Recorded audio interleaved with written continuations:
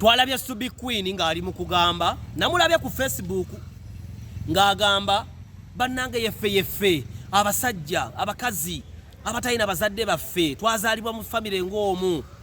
Ne Subi Queen oyo gwolaba omuwala omulungi ogwolaba njagala Juma batera obulungi ebifaananyi bye. Subi Queen olwaleero ali myaka 3+. Ali mu kwekwasa mbu olw'okuba ennaku gy'ayitamu leero si mwavu, she's not poor. Muwala ayimiridde alina ssente ze. Ennaku gy'ayitamu leero ali mu kujja attributing olw'okuba mbu yazaalibwa mu famire omuntu omu. Nga yeerabidde nti ate bangi abaazaalibwa mu famire obw'omu ng'ate basanyufu okusinga abaazaalibwa mu famire abantu nga 5. Subi Queen omwaka oguwedde yakola ka video akatambula ennyo ng'ali mu kulaga ensobi gye yakola ey'oggayalira omwami n'okumuyisaamu amaaso, omwami n'amulekera abaana ng'alina ebigurupu by'abawala ng'amanyi nti ajja kwebeezaawo, kumbe n'ababadde bamukwana lwakuba alina omusajja aliwa ewaka. Subi Queen kansooke nkutereeze maama, ebyo byonna bw'obulwa akabina weekwasanjala nti yakamalako. Nze nkumanya oli muwala mulungi era oli mukazi mulungi. Olwaleero ekitawanya obulamu bwo nti toyina muntu akwagala, omusajja akwagala, buli akwana atambula butambuzi n'akola ki n'agenda. So ng'egyo emyaka gy'oliko gy'emyaka gy'omuntu okusetolinga ne munne ne babeerawo. Naye ate obuzibu nti kasita abawala muweza emyaka 20 mutandika okukola effujjo n'okwonoona ebiseera. Mugenda otandika okuŋŋaanya obulamu bwammwe nga muwezezza emyaka 32 33 nga mukaddi nga mufuusa ofuleeya. Amazima kambabuulire, abawala abalungi abali wano temwekana Subi Queen. Subi Queen muwala mulungi, alina amaaso manene, alina akabina muwanvu. Naye Subi Queen alina ttatu ng'emitwalo egi. Baganda bange omuwala omuto kankulabule, gwe wenna ali mukundaba ndi musajja mulokole. Okutuuka obutuusi mu ggulu ne ttatu nga togyenenyereza, emiggo gijja sooka gikulye. Because the Bible says we were wonderfully created and made. Bayibuli etugaana okwesalaasala emibiri gyaffe ku lw'abafu n'okwonoona ekitiibwa Katonda kye yatuwa. Ekyokubiri, obadde omanyi nti okweyerusa mu maaso ga Katonda bulimba?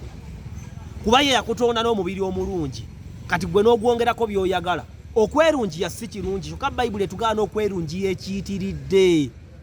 Omukazi okusiba enviiri ojja ssanga waliwo abaprotestanti abamu abatakola nviiri, kyabulabe. Omukazi enviiri kitiibwa kye, alina okukirabira n'omubiri gwe. Naye ate okwewunda n'okwetemaatema n'okuwummula ennyindo n'owummula obusolo n'owummula akabina n'owummula okutuno n'owummula eriiso n'owummula olulimi, that's not biblical. Subi Queen nze nalaba obuzibu bwe ebbanga lye nabeerako naye ettono. Muwala mulungi, muwala alina ssente, naye bw'omulengera bw'oti olaba omusege oguwadde emirimu.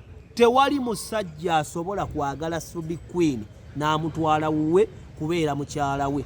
Era omusajja gwe yasuulawo n'agenda, oyo kwe yakoma. Kati yenna kwekomyewo leero n'atandika okwekubagiza.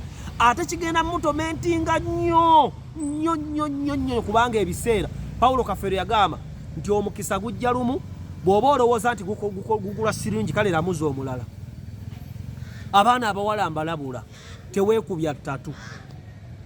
Muganda wange omusajja ne bw'ali baakwagala n'asanga kattatu k'akantu akasinga obutono ku mubiri gwo, ajja kukujja mu bulaketi mwabadde akuteeka, abeeko bulaketi mwakuteekerawo immediately nga tetunnalowooza kirala.